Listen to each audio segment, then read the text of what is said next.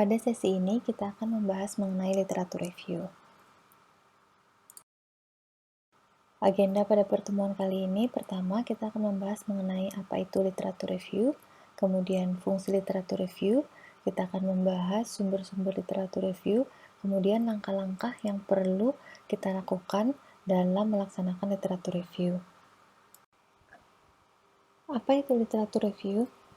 Jadi literatur review atau yang biasa kita sebut dengan tinjauan pustaka itu adalah merupakan suatu tulisan akademik yang berisi informasi, data, dan bukti mengenai suatu topik tertentu. Nah, kenapa sih kita perlu melakukan tinjauan pustaka? Pertama, untuk mengetahui penelitian apa saja yang telah dilakukan yang berhubungan dengan riset yang kita usulkan. Nah, dari sini kita dapat mengetahui ide, teknik, dan metode penelitian dari studi-studi yang telah dilakukan. Kemudian, kita juga dapat mengidentifikasi apa saja topik penelitian yang belum dan perlu dilakukan. Nah, yang terakhir, literatur review ini juga bisa dijadikan framework atau kerangka untuk membangun pentingnya riset yang sedang kita usulkan. Selain itu, kita juga mengevaluasi bagaimana penelitian kita jika dibandingkan dengan penelitian-penelitian yang lain. Literatur review kita bisa dapatkan dari berbagai sumber. Bisa dari buku, bisa dari artikel. Nah, artikel ini termasuk artikel jurnal, artikel proceeding dari seminar, majalah, ataupun koran. Nah, kemudian kita juga bisa mendapatkan sumber literatur dari dokumen dan laporan-laporan resmi. Contohnya, berita resmi dari BPS atau Badan Pusat Statistik. Berikut ini adalah langkah-langkah yang perlu dilakukan dalam literatur review. Pertama, yaitu melakukan pencarian, kemudian sintesis, kemudian melakukan evaluasi, dan yang terakhir adalah penulisan literatur review-nya. Pada tahap pencarian literatur, kita perlu mencari literatur yang sesuai dengan riset yang sedang kita teliti. Jadi dari sekian banyak informasi yang ada di luar sana, kita perlu baca dan masukkan literatur yang sesuai dengan topik yang sedang kita angkat ya. Kemudian, kita juga perlu mengorganisir literatur kita agar lebih tertata. Untuk memulai pencarian literatur, pertama harus jelas dulu ya topik riset kita maunya apa. Kemudian, kita bisa menentukan keyword-keyword yang ingin kita cari. Nah, langkah selanjutnya adalah menentukan lokasi untuk pencarian literatur tersebut. Nah, kita bisa cari melalui perpustakaan UGM atau bisa juga kita langsung melalui Google Scholar. Dari sekian banyak artikel yang muncul, kita perlu menyaring artikel mana saja yang pantas dan cocok untuk kita telah lebih lanjut. Pertama, kita lihat dulu apakah artikel tersebut berhubungan dengan topik yang sedang kita teliti. Caranya adalah dengan membaca abstrak, skimming kesimpulan, atau bisa juga kita mencari kata-kata kunci yang sudah kita tentukan sebelumnya. Selain itu, kita juga perlu mengecek kredibilitas dari sumber literatur. Kita perlu mengecek siapa yang menulis artikel tersebut, atau bisa juga mengecek penerbit artikel tersebut. Nah, kalau kita dapatkan jurnalnya melalui laman perpus UGM, itu jurnal-jurnalnya sudah kredibel. Tetapi kalau belum, kita harus melakukan pengecekan sendiri. Yang jelas kriteria penting untuk kredibilitas sumber literatur ini adalah artikel-artikel tersebut harus sudah melalui tahapan peer review. Untuk pengecekan jurnal artikel bisa dilihat pada halaman Scopus ya di simagogr.com.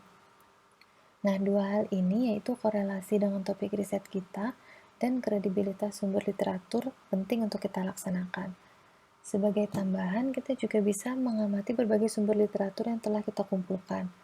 Nah, dari situ biasanya kita dapat mengetahui peneliti-peneliti kunci di bidang yang kita usulkan. Di tahapan ini, kita akan membaca artikel yang sudah kita kumpulkan. Nah, sebelumnya kan kita sudah baca abstrak. Kemudian di sini kita setelah baca abstrak, kita juga baca introduction atau pendahuluan, kita baca kesimpulan, dan kita juga perlu skimming bagian-bagian lain pada artikel tersebut. Nah, nanti dari sekian banyak artikel yang kita temukan, kita akan menemukan artikel-artikel kunci. Nah, artikel-artikel kunci tersebut bisa kita baca secara lebih teliti.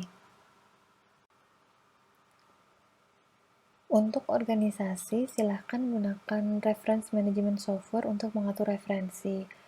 Software yang ada di luar sana macam-macam, ada EndNote, ada Mendeley, Zotero, BibTeX, dan lain-lain. Nah, yang manapun yang ingin digunakan silakan. Yang penting hindari penulisan referensi secara manual, karena itu rentan salah. Nanti akan ada sesi tersendiri mengenai manajemen informasi dan referensi. Atau silakan cari sendiri di internet, karena sudah banyak petunjuk untuk menginstal maupun menggunakan software-software tersebut. Nah, tahapan selanjutnya untuk melakukan literatur review adalah dengan melakukan sintesis. Nah, sintesis itu berbeda dengan summary ya, karena summary itu kan rangkuman. Jadi ketika merangkum, kita hanya menuliskan poin-poin penting dari satu artikel, kemudian kita lanjutkan dengan poin-poin penting dari artikel lainnya. Nah, pada tinjauan pustaka, merangkum ini perlu, cuman tidak cukup. Jadi, kita juga perlu menggabungkan berbagai sumber dan ide dan menambahkan hasil pemikiran kita sendiri. Nah, dari mana kita mulai melakukan sintesis? Setelah kita menemukan berbagai sumber literatur, ada beberapa cara yang bisa kita lakukan untuk mengorganisir literatur tersebut. Nah, salah satunya dengan menggunakan review matrix. Nah, matriks ini dapat membantu kita agar lebih mudah melakukan sintesis pada sumber literatur yang kita miliki. Nah, pada dasarnya dalam sintesis, kita mencoba menemukan perbedaan dan persamaan antara berbagai artikel jurnal pada topik tertentu. Bagaimana cara kita mensintesis matriks tersebut sebenarnya terserah kita. Bentuknya itu bisa beda-beda. Kita bisa bandingkan tema, seperti contohnya di sini, atau kita bisa juga bandingkan metode penelitian, skop penelitian, limitasi, dan lain-lain. Sebagai contoh di sini ada pengelompokan topik penelitian mengenai 3D printing. Nah, di sini bisa kita lihat, belum ada pembahasan mengenai metode pengukuran untuk 3D printing, sehingga ada celah literatur bagi kita untuk melakukan penelitian di bidang tersebut. Bagaimana cara kita melakukan sintesis literatur? Pada dasarnya tadi, seperti yang sudah disebutkan sebelumnya, kita mencari kesamaan dan perbedaan dari sumber literatur. Nah, hal ini bisa dalam bentuk katalog, bisa dalam bentuk perbandingan, sebab akibat, atau bisa juga kita menemukan pola di beberapa sumber literatur. Dan kita bisa juga cari hubungan antara literatur yang satu dengan literatur yang lainnya. Sebagai contoh di sini bisa kita lihat ada frase a significant number.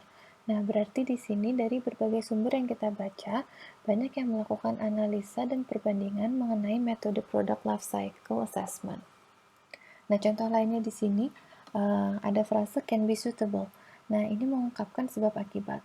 Jadi di sini ada paper yang membahas potensi MCDA, kemudian ada paper-paper lain yang kita temukan yang membahas mengenai kekurangan atau tantangan atau limitasi dari metode ini. Nah, di sini kita mensintesis dengan menyambungkan kedua topik tersebut. Nah, contoh lain lagi.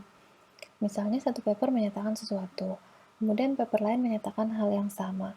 Nah, di sini berarti dua paper tersebut memiliki kemiripan. Selain kemiripan, kita bisa juga melihat perbedaan.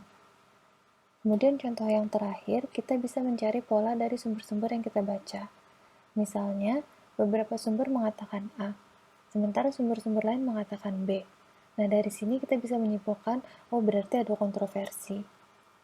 Hal lain lagi yang bisa kita temukan misalnya tidak adanya konsistensi, dan lain sebagainya.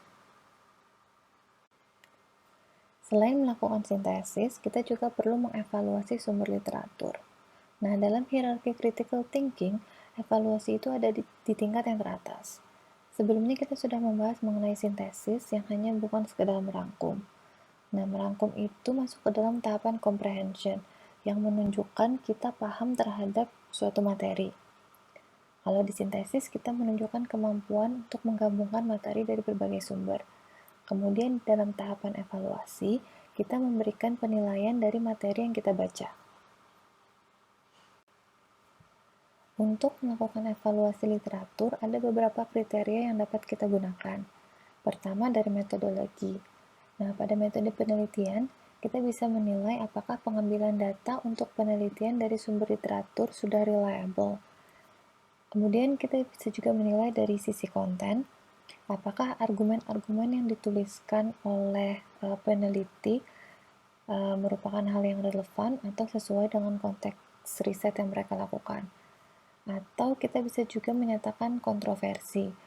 Misalnya kita tidak setuju dengan argumen yang diberikan pada materi yang kita baca. Satu lagi yaitu mengenai tema. Nah, dari bacaan-bacaan yang sudah kita telaah, kita bisa mengambil suatu kesimpulan yang tidak eksplisit disebutkan pada bacaan tersebut. Contohnya di sini adalah ketika kita baca literatur tentang studi yang sebenarnya mirip, tapi hasilnya berbeda. Nah, setelah kita analisis, ternyata perbedaan ini disebabkan oleh metode yang digunakan berbeda, sehingga ada bias yang berdampak pada hasil penelitian. Contoh yang lain, kita bisa menyimpulkan dari berbagai sumber literatur, ternyata konteks yang dibahas sama, yaitu sama-sama mengenai higher education.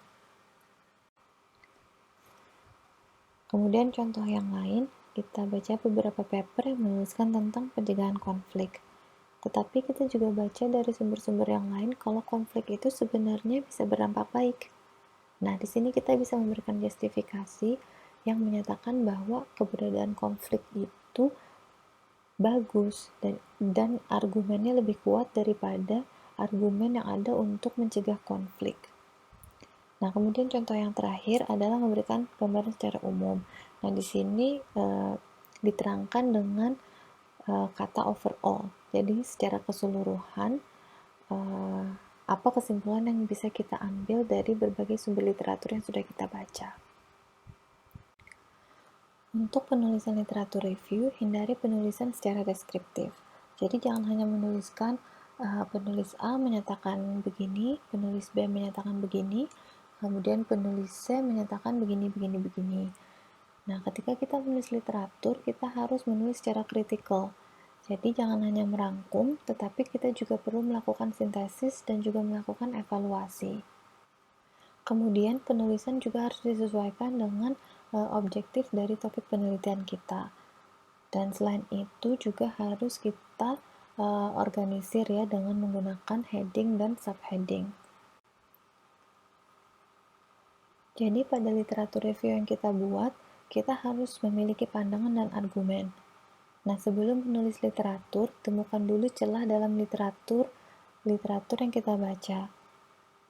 Nah, ini berguna untuk memberikan justification untuk riset kita. Kemudian kita juga harus membuat kerangka dulu sebelum menulis.